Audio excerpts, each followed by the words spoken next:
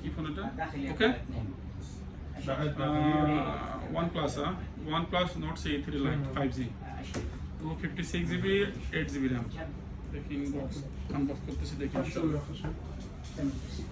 ভাইজানের কেমন ফোনের জন্য আসছে ফোনটা চয়েস করছে এখানে লোক দাও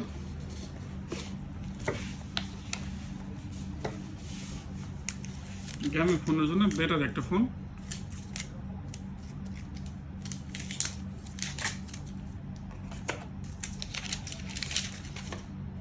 মাশাআল্লাহ ওটা পছন্দ হয়েছে নাকি ভাই